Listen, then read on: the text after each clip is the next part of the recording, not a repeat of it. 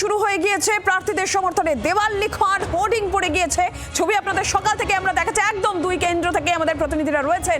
ভবানীপুর থেকে অয়ন ঘোষাল রয়েছেন এবং নন্দীগ্রাম থেকে কিরণ মান্না রয়েছে। কিরণের কাছে যাবো, তবে তার আগে ভবানীপুরে শুভেন্দু অধিকারীর সমর্থনে দেওয়াল লিখন শুরু, কি ছবি অয়ন?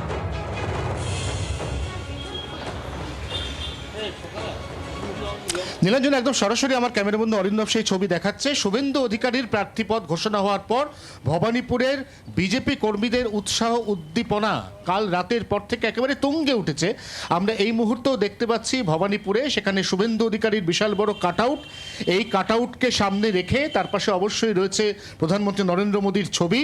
এখানে লেখাও রয়েছে আরও একবার মোদী সরকার, এবং তার পাশাপাশি শুভেন্দু অধিকারীর কাটআউটের পাশে এই মুহূর্তে ভবানীপুরের বিজেপি কর্মী সমর্থকরা তারা প্রার্থীর সমর্থনে দেওয়াল লিখছেন। আমি জানতে চাইবো আপনার কাছে যে শুভেন্দু অধিকারীর নাম যখনই ভবানীপুরের প্রার্থী হিসেবে ঘোষণা হলো, কতটা বাড়তি উৎসাহ তৈরি হলো আপনাদের? উৎসাহ মানে আমরা মনে মনে তো ভেবেইছিলাম যে ওনার নামটা আসলে খুবই ভালো হয়, কারণ উনি এত দেশে মানে আমাদের বিজেপির জন্য এত লড়ছে, তার মধ্যে আমরা ভেবেই নিয়েছিলাম যে আমাদের এখানে দরকার শুভেন্দুদাকেই দরকার। কেন?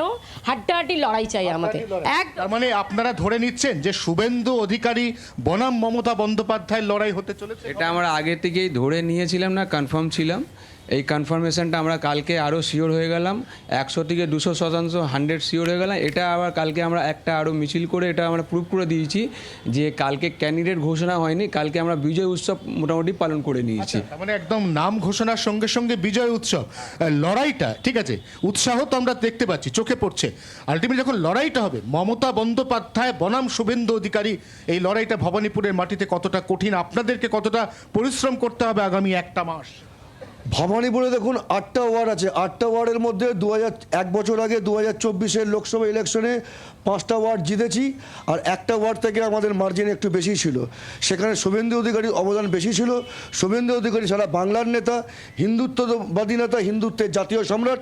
তিনি এসছেন আমাদের মধ্যে, কর্মীদের মধ্যে অসংখ্য উদ্দীপনা। নিঃসন্দেহে কর্মীদের উদ্দীপনাতে চোখেই পড়ছে। আবারও দেখাবো সেই ছবি, শুভেন্দু অধিকারী এই মুহূর্তে রাজ্যের বিরোধী দলনেতা এবং তার কাটআউট, তার সঙ্গে ভবানীপুরে তিনিই বিজেপির প্রার্থী, নন্দীগ্রামেও আবার তিনিই বিজেপির প্রার্থী।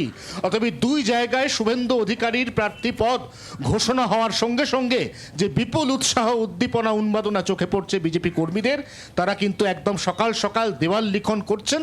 এবং খুব তাড়াতাড়ি দিল্লি থেকে শুভেন্দু অধিকারী ফিরে এলে এখানে প্রচারের যে ঝড়, এই ঝড় ভবানীপুরে অনেকাংশে বাড়বে, এমনটা বিজেপি কর্মী সমর্থকরা একদম দাবি করছেন বা জানাচ্ছেন বলা যায়। নীলাঞ্জনা। বাংলার আওয়াজ, বাঙালির আবেগ, জি 24 ঘন্টা।